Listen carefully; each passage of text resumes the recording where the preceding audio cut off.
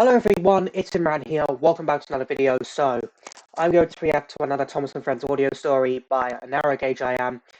And this one is called Resurrected Memory.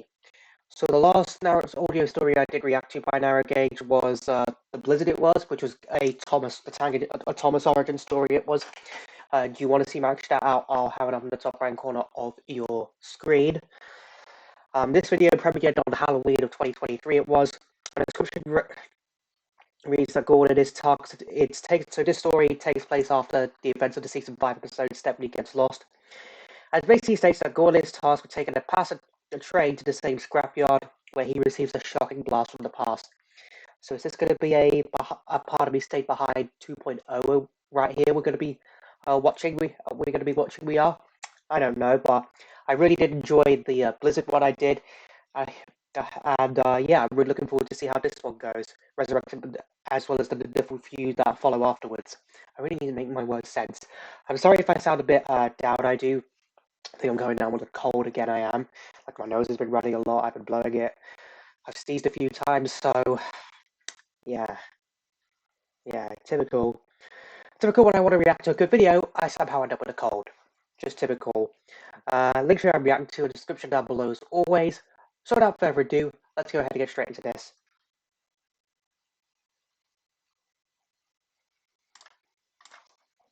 It's quite a long one. Oh, nice intro.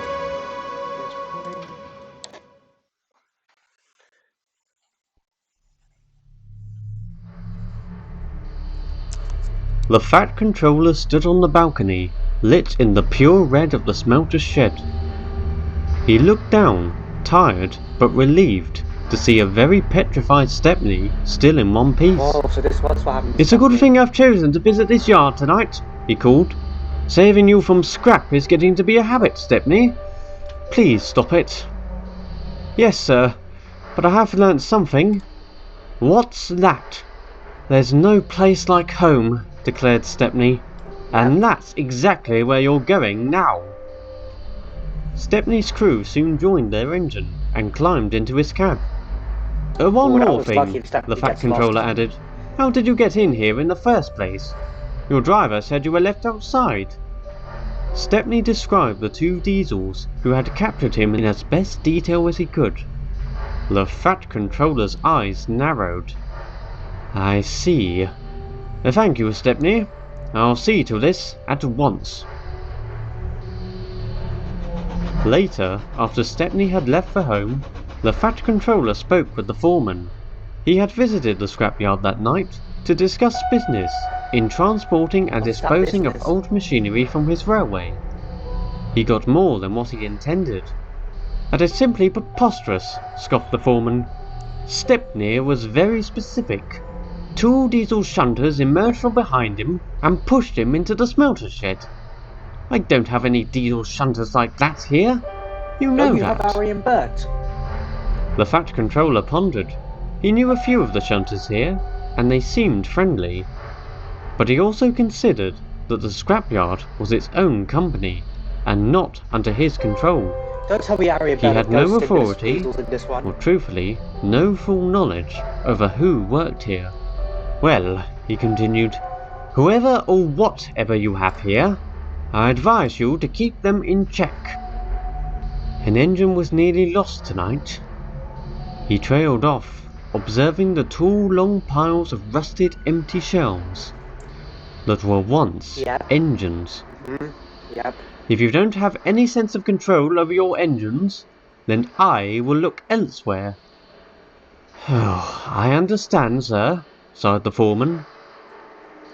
The two men then began discussing what they were there for in the first place, and after a while an agreement was made.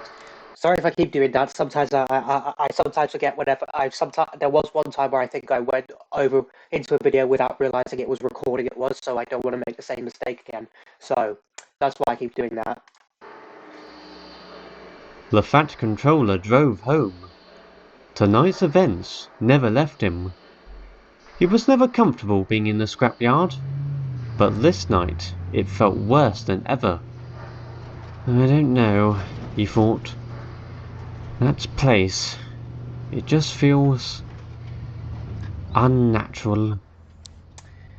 I think it's unnatural for anyone to head to the Smelters Yard.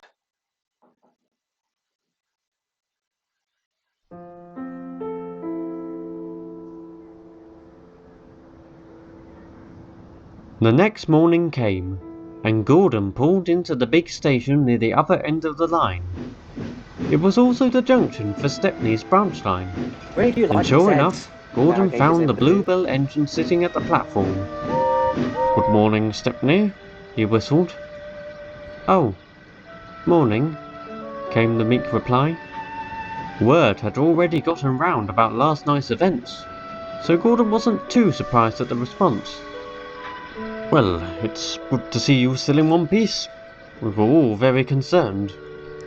"Thanks, Gordon. I'm feeling better if you're wondering.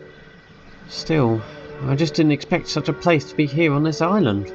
"Huh, you're far from the first to think that," grunted Gordon. Yep. "I know the Fat Controller doesn't own it. You'd think he'd ensure that we keep out of it as much as possible." "I'm sure it's not his fault," replied Stepney. So wait, the Fat Controller doesn't own a Smelters Yard in this canon right here? I thought he would, given the fact he's head of the railway. "As far as I know, it was just a mishap with the points." Still, he paused. It felt too familiar, seeing all those rusted engines, and those grubby diesels, eagerly awaiting for us to be gone. The ones I saw last night were exactly the same ones I saw years ago, just before Rusty rescued me. Truthfully, Gordon, I think that's enough of the outside world for me. Gordon completely understood. "Maybe we should arrange for you to work at the big station again," he smiled. "Perhaps being surrounded by more friendly company will cheer you up." You Stephanie think? managed a small smile in return. "That would be lovely." Just then, the guard blew his whistle. Gordon tooted a friendly goodbye and was on his way.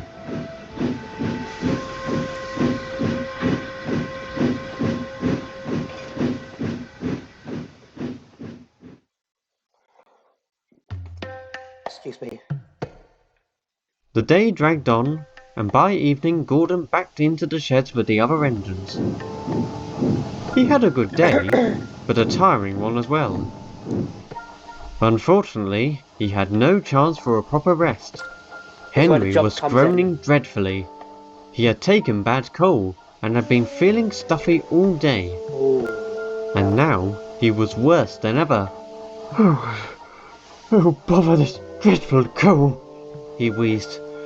I think I might sneeze any moment." "Don't even think about it, Henry," snapped James.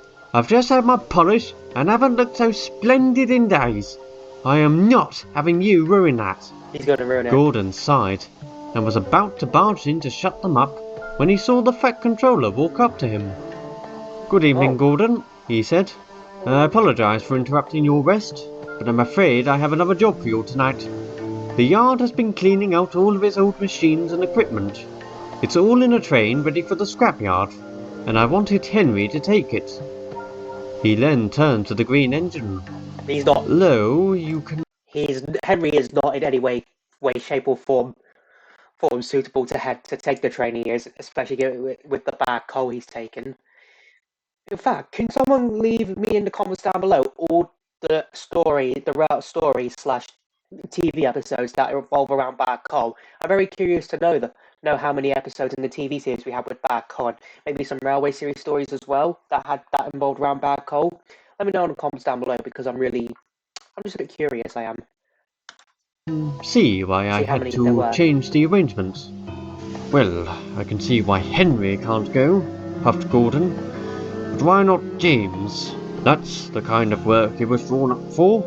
The train is simply too heavy for him." "You're the strongest engine available," answered the Fat Controller sternly. "I know you don't like trucks, Gordon, but I also know you can perform such a task very well and without delay." Gordon accepted defeat.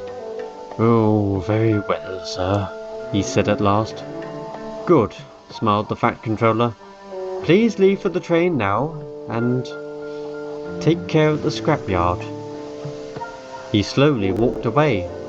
Something bad's gonna Gordon was a happen. little surprised by the Fat Controller's last few words, but when he remembered it would be the same scrapyard Stepney ended up in, it made all the more sense.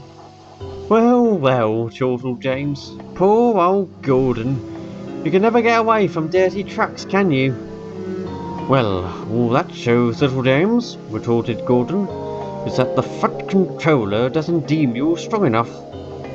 Truthfully, I don't know how he didn't realise that sooner.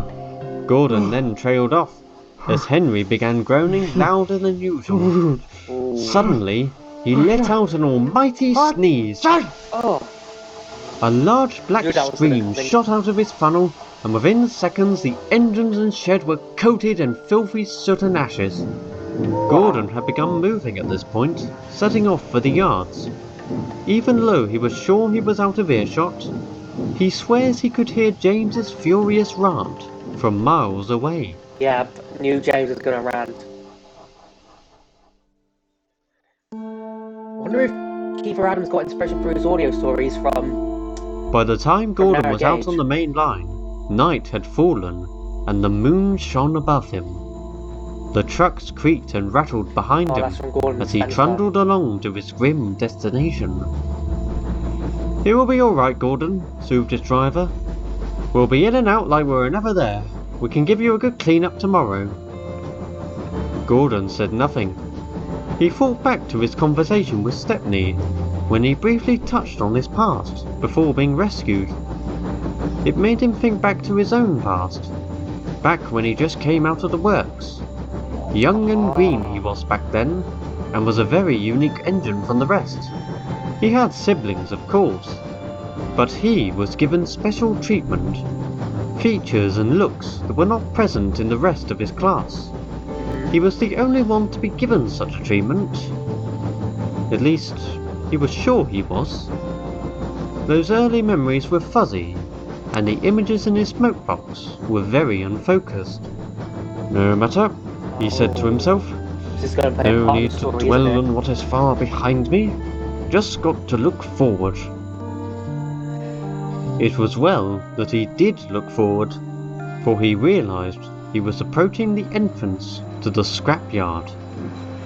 His driver reduced his speed, and the big engine glided through, passing dark tall buildings and messy piles of scrap.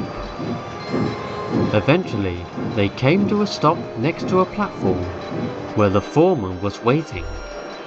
Good to see you here on time, he grunted. All the shunters are off duty right now, so I'll need you to leave the train in the Smelters shed. Then you can be on your way. Don't have to tell us twice, muttered the driver. Feeling quite nervous, Gordon moved forward and cautiously proceeded into the red light of the shed. Although far tidier than outside, the smelter's shed felt even more intimidating. Gordon came to a stop with all the trucks inside. So we're going to see it. Although there was a gentle rumbling of machinery, all felt very quiet. Gordon's fireman had only just uncoupled the train when there was a loud thud from behind. Everyone looked back to find that the large shed doors had slammed shut. "Oh, you cannot be serious," cried Gordon. He would never admit it, but by this point, he was feeling very scared. His crew were on the edge as well. "What do the people here think they're playing at?" snapped the driver. "They're trying to trap us in or something?" "Whatever the problem is," stuttered the fireman, let's try to get it sorted quickly." Everyone was in agreement there. The driver, fireman, and guard all walked off to find the foreman, or anyone, to get the doors open. Gordon could hear their footsteps getting quieter and quieter, until they were gone. Oh no. The big engine was now all alone, but he didn't feel like it one bit.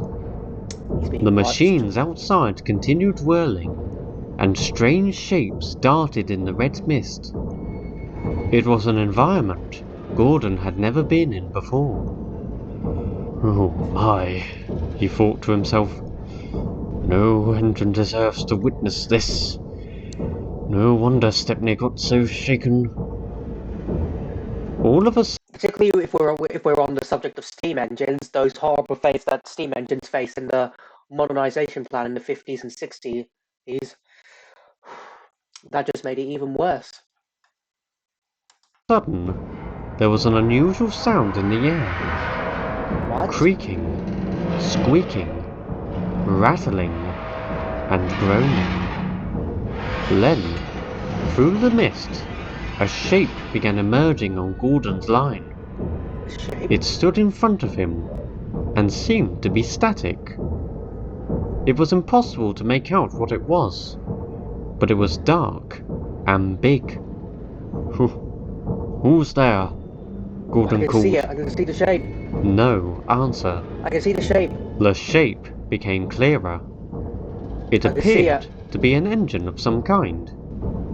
Gordon could just make out the round front of the smoke box, with a little funnel above. Who are you? He called again. What are you doing here? Ooh. Again, no answer. I can see the shape. Gordon's anxiety was slowly being replaced with frustration. Well, he snapped, are you going to say anything? Or are you going to just stand there like some creepy...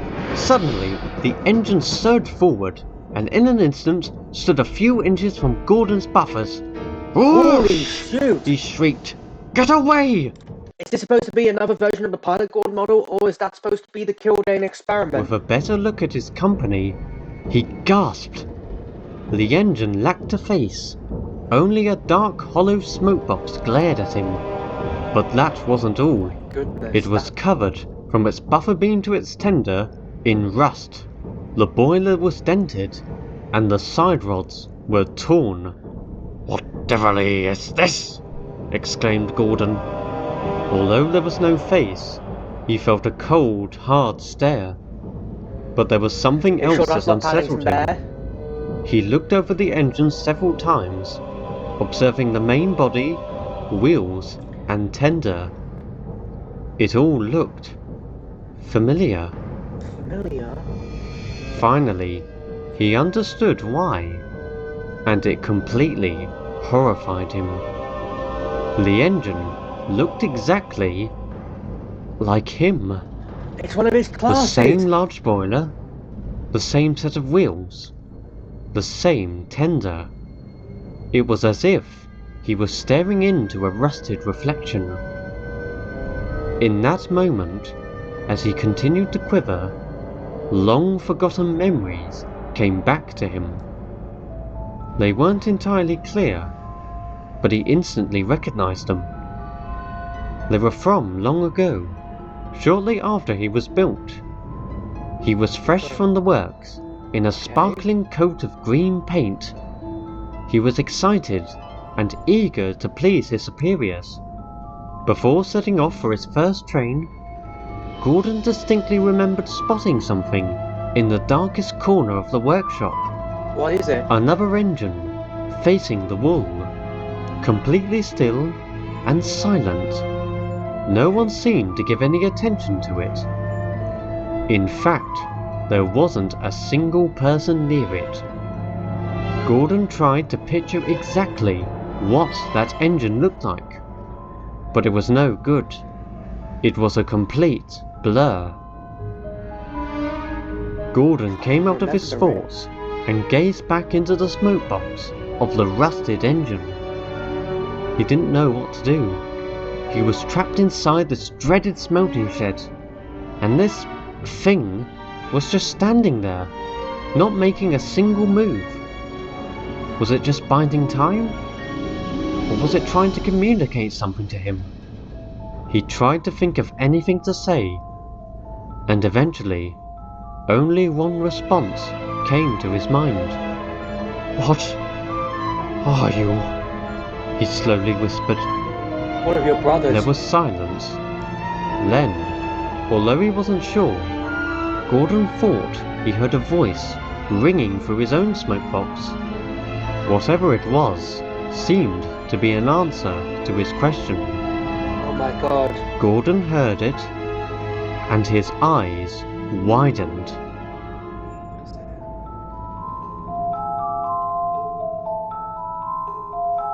Alright, there's Gordon. Where's the other engine?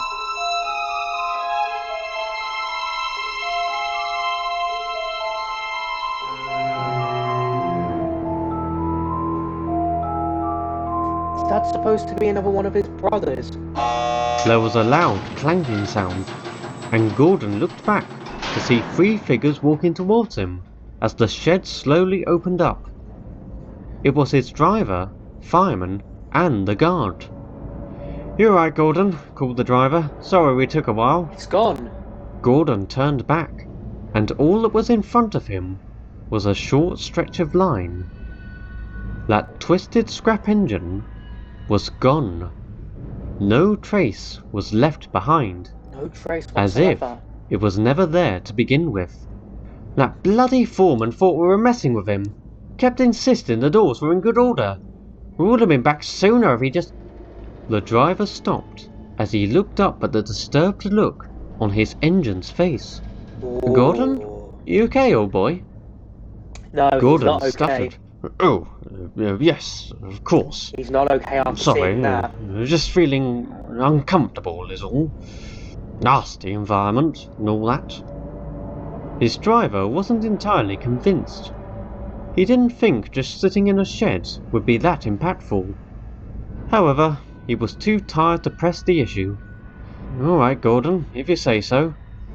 Come on then, That was let's pick up horrifying. the brake van and be He was on our one way." of Gordon's brothers. To Gordon, that was the best thing he heard all night.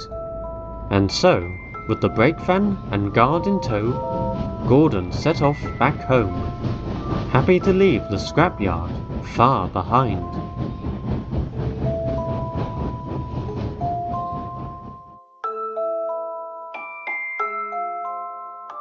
The next day, life went back to normal for Gordon. He was pulling the express and coasting down the main line, but he was much quieter than usual. He soon met Stepney again, and felt he should at least be open with him on last night's events. The Bluebell engine listened intently. "So, you saw no diesels?" he finally asked. "Not a single one," replied Gordon. "Foreman said they were all off duty. And this engine you saw, do you know who it was?" "I don't, Stepney. I simply don't. He does. All I know is, I am never setting Will in that place again." The guard's whistle sounded, and the big engine puffed sadly away. The days went by, What did Gordon see? and eventually, Gordon opened up to the other engines as well. All were disturbed, and all felt sorry for their friend. With each engine, they would always ask the same question: who was the engine? Gordon is quite positive that he has no idea. The engine's identity is a mystery that he will never solve. I wonder if Gordon's telling the truth. Don't you? I certainly hope so.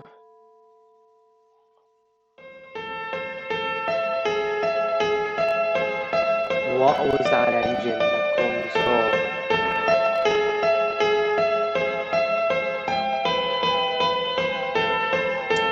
That's it. Wow. All I can say is wow.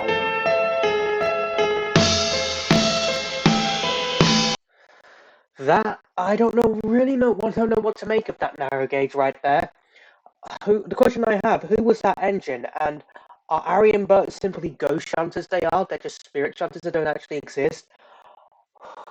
I just really don't get who that engine was. It seemed like another one of Gordon's brothers, but who was that brother? So many questions and so many unanswered ones. I just really want to know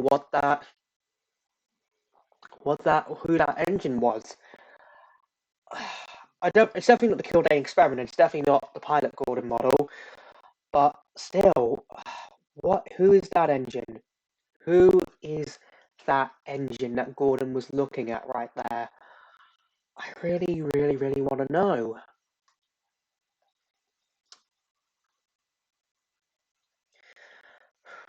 I can see why no engine wants to step foot in the smelter's yard, set wheel in the smelter's yard, because the things that can go on in the smelter's yard at times can be quite horrific. I mean, I don't know if the next story that I'll probably react to after this one, which is Thoughtless Remarks, will be a sequel to it. But whatever it is, all I can say is, Paul Gordon. He definitely knew how Stephanie felt when he was in the scrapyard. But I definitely want to know who that engine was. Who was the engine that Gordon saw? I really do want to know. But I guess I might have to. I might never know. I guess I might never know. So let me know in the comments down below what you think that engine is. You do want to see my previous Thomas reactions whenever it's an audio story or trend adaptation. I'll have a playlist up on the top right corner of your screen right now. I've got nothing else to say. Really have nothing else to say. I do. So I hope you enjoyed this video. If you did, hit that like with me. Let me know in the comments down below what you thought of this video I reacted to. Also, let me know in the comments down below what other videos you want me to react to next. Follow me on Instagram, follow me on TikTok. Links to both of them will be in the description down below. Share this video, subscribe if you're new here, ring the bell to get notified when I upload new videos on my personal community tab, and I'll see you all in the next one. Bye!